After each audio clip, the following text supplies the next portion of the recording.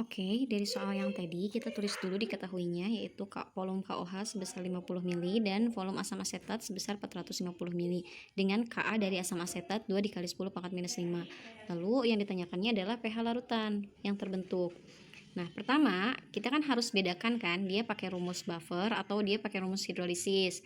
Maka untuk mengetahuinya kita harus tahu siapa yang tersisa, jumlah mol siapa yang tersisa. Nah, berarti yang pertama kita harus cari mol KOH dan CH3COOH.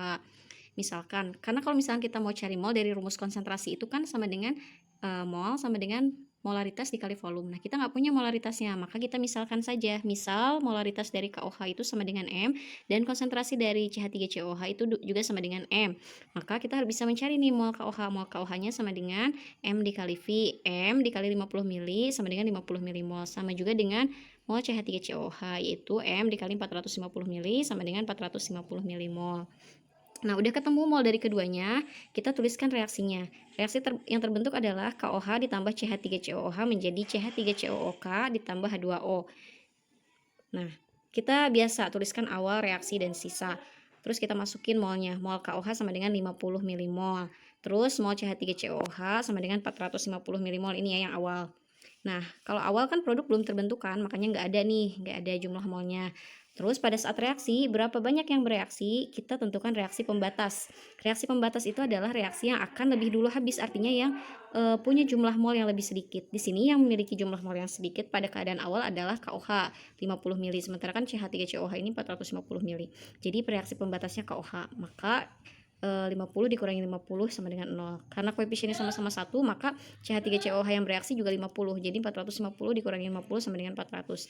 Yang ini juga karena koefisiennya 1, maka sama 50. Jadi 50 milimol, seperti ini reaksinya.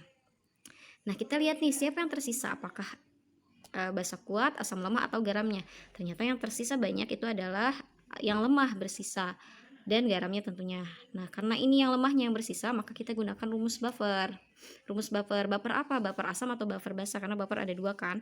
Nah, karena ini terbentuk dari asam lemah, maka kita menggunakan buffer asam. Rumus buffer asam itu apa? H plus sama dengan Ka dikali mol asam per mol garam.